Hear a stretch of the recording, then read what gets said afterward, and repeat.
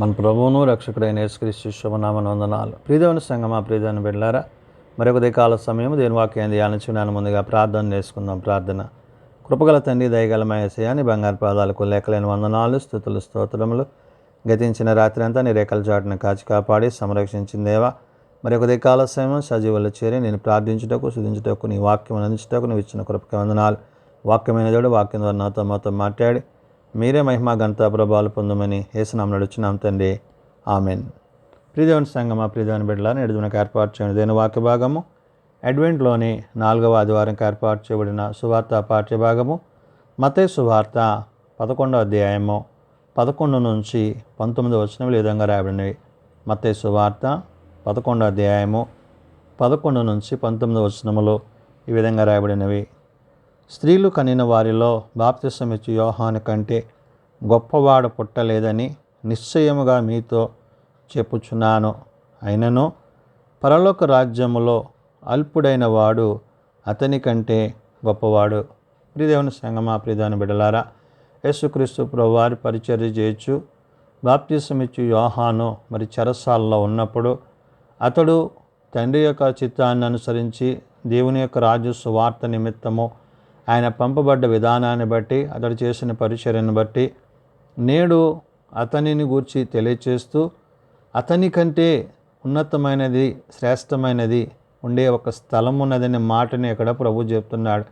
అంటే ప్రభువు ఆ యొక్క మార్గాన్ని సరళం చేసి ముందుగా వచ్చిన బాప్తిసమిచ్చు యోహాను గురించి తన శిష్యులకు, ప్రజలకు తెలియజేస్తూ ఈ 11వ అధ్యాయము మొదటి వచనంలో ఉంటుంది కదా, యేసు తన 12 మంది శిష్యులకు ఆజ్ఞాపించుటకు చాలించిన తరువాత వారి పట్టణములలో బోధించుటకును ప్రకటించుటకును అక్కడి నుండి వెళ్ళిపోయాను. ఆయన 12 మందికి చెప్పిన తర్వాత ఆయన మళ్ళీ తన తండ్రి చిత్తాన్ని పరిచర్యను సాగిస్తున్నప్పుడు క్రీస్తు చేయుచున్న కార్యములను గూర్చి యోహాను చెరసాలలో విని, రాబోవాడవు నీవేనా, మేము మరి ఒక్కని కొరకు కనిపెట్టవలెనా అని ఆయనను అడుగుటకు తన శిష్యులను పంపెను.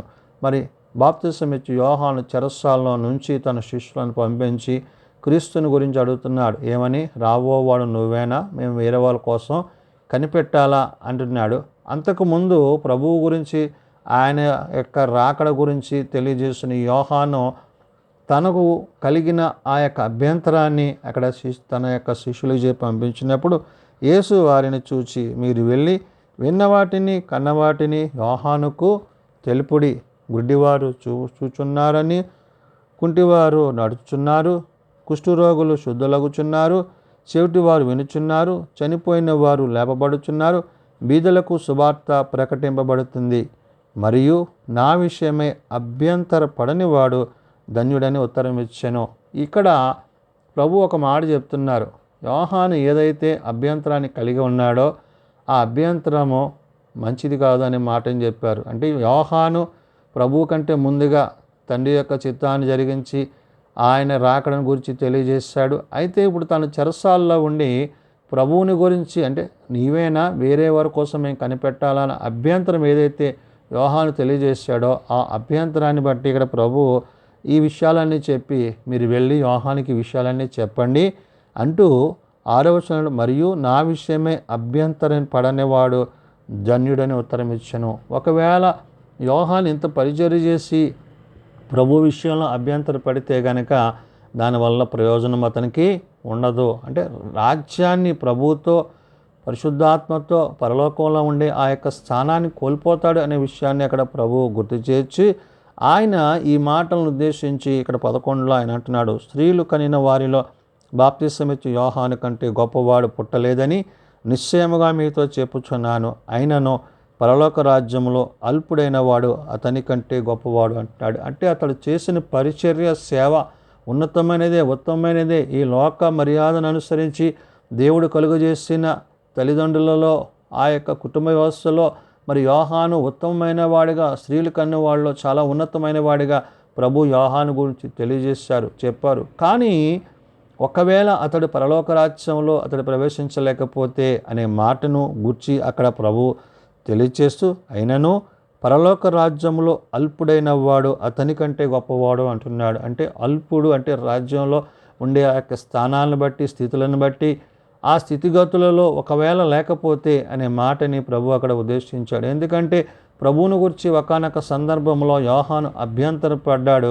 తన శిష్యులను పంపించాడు, ప్రభువును గురించి తెలుసుకుంటున్నాడు. కాబట్టి అభ్యంతరాలు రాకూడదు ప్రభువుని విషయంలో. అంటే నీ యొక్క విశ్వాస జీవితంలో, ప్రార్థనా జీవితంలో, దేవుడు నిన్ను నడిపిస్తున్న విధానంలో నీవేమై ఉన్నావో అనే మాటని ఇక్కడ ప్రభువు ఉద్దేశించి చెప్తూ ఇక్కడ అంటాడు, బాప్తిసం ఇచ్చు యోహాను దినములు మొదలుకొని ఇప్పటి వరకు పరలోక రాజ్యము బలాత్కారముగా పట్టబడుచున్నది, బలాత్కారులు దానిని ఆక్రమించుకొనుచున్నారు అంటున్నాడు. బలాత్కారముగా అంటే ఎవరు దేవుని యొక్క ఉద్దేశాన్ని అనుసరించి నడుచుకుంటారో వాడే తప్ప దేవుని చిత్తాన్ని కాకుండా దానిలో ప్రవేశించాలన్న అనేకమైన మార్గాలు మనం కలిగి ఉంటే గనక దానివల్ల ప్రయోజనం ఉండదు. వాక్యానుసారంగా నడుచుకున్నవాడు, విశ్వాసానుసారంగా నడుచుకున్నవాడు, ఆ వాక్య ప్రకారం జీవించిన వాడే ప్రభుతో, తండ్రితో, కుమారునితో ఉంటాడు. ఆ నిత్యరాజ్యానికి వారసుడు అవుతాడు. కాబట్టి దేవుని యొక్క రాజ్య యొక్క విస్తరణలో ఆయనతో ఉండే ఆ భాగ్యాన్ని గురించి ప్రభు అక్కడ తెలియచేస్తూ, యోహాను కాలము వరకు ప్రవక్తలందరూ ప్రవచించుచు వచ్చిరి, ధర్మశాస్త్రము సహా ప్రవచించుచు నుండెను అంటున్నాడు. యోహాను కాలము వరకు అంటే మరి ఆది నుండి మరి మలాకీ వరకు దేవుడు ఏదైతే మరి తెలియజేసిన ప్రవక్తల ద్వారా తెలియజేసిన మాటలు, వచనాలు, వీటన్నిటిని బట్టి మరి ప్రవచనాత్మకమైన సిద్ధపాటును గురించి అక్కడ ప్రభు గుర్తు చేసి, మరి యోహాను వచ్చేదాకా అంటే యోహాను వచ్చి మరి ప్రభువును గూర్చి, ప్రభు యొక్క మార్గాన్ని గూర్చి, ఆయన తెలియజేసిన విషయాలను గూర్చి ఇక్కడ చెప్తున్న విషయాన్ని ఇక్కడ ప్రభు గుర్తు చేశాడు. అందుకని ఆయన అంటాడు, యోహాను కాలము వరకు ప్రవక్తలందరూ ప్రవచించుచూ వచ్చిరి, ధర్మశాస్త్రమును గూర్చి అనే మాటని ఇక్కడ ఆయన ఉద్దేశించాడు. కాబట్టి దేవుని యొక్క ఉద్దేశాలలో, దేవుని యొక్క ఆలోచనలో మనం ఏమై ఉన్నామో అనే విషయాన్ని ఆయన చెప్తూ, ఈ సంగతులను అంగీకరించుటకు మీకు మనస్సుంటే రాబోవు ఏలియా ఇతడే అంటున్నాడు. అంటే ఎవరైతే దేవుని యొక్క విషయాల్లో, దేవుని యొక్క ఆలోచనలో మనస్సు కలిగి, విశ్వాసం కలిగి, నమ్మిక కలిగి, అందుకనే పై వచనాల్లో ఆయన అన్న మాట 7వ వచనం కదా, వారు వెళ్ళి పోవుచుండగా యేసు యోహానును గూర్చి జనసమూహంలోతో ఇలాగూ చెప్పసాగెను, మీరేమి చూచుటకు అరణ్యమునకు వెళ్ళితిరి, గాలినా కదలుచున్నా రెల్లునా మరి ఏమి చూచుటకు వెళ్ళితిరి అని. అంటే యోహాను చూడడం వల్ల ఏమీ రాదు, కానీ యోహాను చేస్తున్న పరిచర్యలో మీరు మార్పు చెందితే గనక మీరు మారు మనసు కలిగి ఉంటారు. ఇక్కడ ప్రభు కూడా చెప్పేది ఏంటంటే, మార్పు చెంది మారు మనసు కలిగి విన్నదాన్ని బట్టి, విశ్వాసాన్ని బట్టి మీరు కొనసాగింపబడితే మీరు నిత్యరాజ్యాన్ని స్వతంత్రించుకుంటారనే మాటని ఇక్కడ ప్రభువు గుర్తు చేయొచ్చు. అందుకని 17వ వచనంలో అంటున్నాడు కదా ఆయన, మీకు పిల్లల గోవి ఉదితిని కానీ, మీరు నాట్యమాడ రైతురి ప్రలాపించితిరి కానీ, మీరు రొమ్ము కొట్టుకున్న రైతులని తమ చెలికాండ్రతో చెప్పి పిలుపులాటలాడుకొని పిల్లకాయలను పోలి ఉన్నారు అంటాడు. ప్రభు అంటున్న మాట, యోహాను వచ్చాడు చెప్పాడు, యోహాను ముందు ప్రవక్తలు వచ్చారు చెప్పారు, నేడు ప్రభు కూడా మార్గాన్ని, పరలోక రాజ్య మార్గాన్ని చెప్తున్నా మీరు వినక మీరు మీ హృదయాలను అంటే ఏంటి, వాక్యానుసారంగా మీరు నడుచుకొనక, ప్రవర్తించక, మీరు జీవిస్తున్న విధానం ఏదైతే ఉందో ఆ జీవన విధానంలో మార్పు అనేది లేకపోతే మీరు పరలోక రాజ్యం చేరరు. మీకు అనేక సార్లు దేవుని గూర్చి, దేవుని రాజ్యాన్ని గురించి వినిపింపబడింది అనే మాటని చెప్తున్నారు. అవును, నేడు కూడా అనేక సార్లు ప్రభువుని గూర్చి అనేక మంది తెలియజేస్తున్నప్పుడు వింటున్నాము, కానీ వాటి ప్రకారం మనం నడుచుకోకుండా ప్రవర్తించకపోతే మనం పరలోక రాజ్యము చేరలేమనే విషయాన్ని ప్రభు ఇక్కడ ఈ సందర్భంలో గుర్తు చేయొచ్చు. ఆయన 18వ వచనంలో అంటాడు కదా, యోహాను తినకయు త్రాగకయు వచ్చును గనుక వీడు దయ్యము పట్టిన వాడని వారు అనుచున్నారు. యోహాను తినకయు త్రాగకయు అంటే తన యొక్క ఆహార నియమాలను గురించి ఇక్కడ ప్రభు గుర్తు చేశాడు.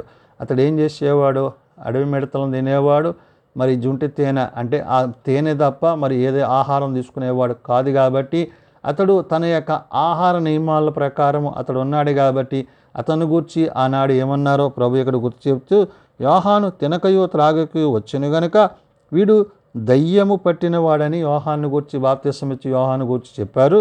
మనుష్య కుమారుడు తినుచు త్రాగుచు వచ్చెను గనుక ఇదిగో వీడు తిండిబోతియు మద్యపానియు సుంకరులకును పాపులకును స్నేహితుడని వారు అనుచున్నారే, అయినను జ్ఞానమని దాని క్రియను బట్టి తీర్పు పొందవలెను అంటున్నాడు. ఇప్పుడు ప్రభు ఏం చేశాడు, ప్రభు తినుచు త్రాగుతూ వస్తే ప్రభునేమో తిండిబోతియు అని అంటున్నారు. ఆనాడు తినకపోతే అతడేమో దయ్యం పట్టినవాడు అంటున్నారు. అంటే ప్రజలు ఏ విధంగా వాక్యాన్ని అర్థం చేసుకుంటున్నారు, ఏ విధంగా వాక్యానుసారంగా నడుచుకుంటున్నారు అనే మాటని ఇక్కడ పరిశుద్ధాత్మ దేవుడు భక్తులైన మత్తయి ద్వారా ఇక్కడ రాయించిన మాటలు. అందుకనే ఆయన అంటున్నాడు, ఇదిగో మనుష్య కుమారుడు తినుచు త్రాగుచు వచ్చును గనుక ఇదిగో వీడు తిండిబోతియు మద్యపానియు అంటున్నాడు. ప్రభువును గూర్చి తిండిబోతియు మద్యపాని అంటే వీరు యొక్క ఆలోచన విధానంలో విన్నదాని ప్రకారం వారు నడుచుకోవట్లేదు, ప్రవర్తించట్లేదు, జీవించట్లేదు. కానీ వీరు వారు చేయుచున్న వాటి మీద మనసు పెడుతున్నారు. కానీ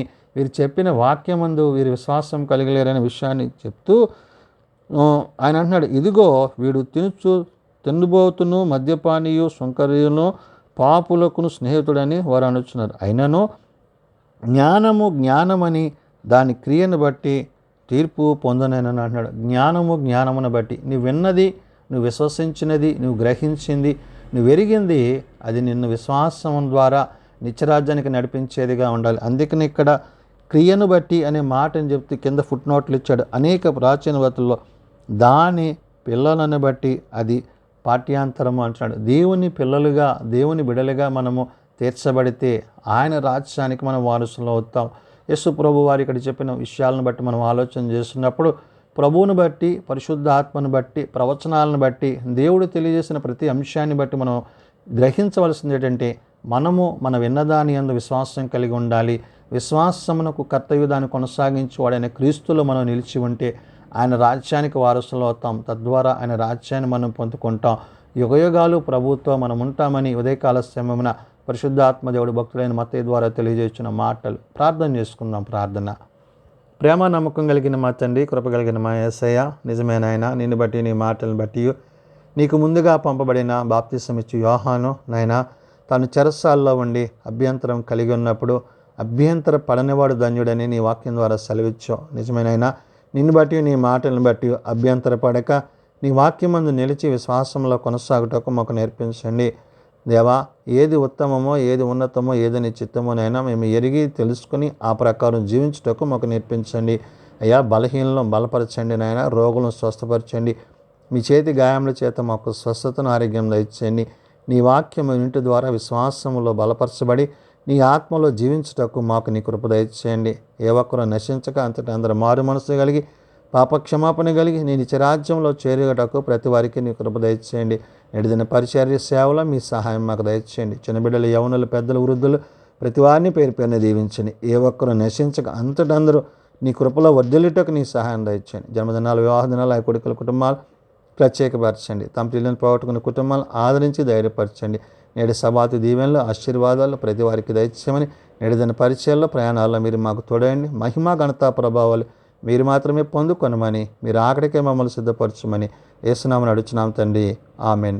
పరలోకమందున మా తండ్రి, నీ నామం పరిశుద్ధపరచబడుగాక, నీ రాజ్యం వచ్చుగాక, నీ చిత్తం పరలోకమందు నెరవేర్చినట్లు భూమి మీద నెరవేరుగాక. మా అనుదిన ఆహారం మాకు దయచేయము. మళ్ళీ అపరాధం చేసిన వారిని మేము క్షమించి ఉన్న ప్రకారం అపరాధములను క్షమించము. శోధనలో తేక దుష్టులను తప్పించము. రాజ్యము, శక్తి, మహిమ నిరంతరము నీవేనవు తండ్రి. ఆమెన్.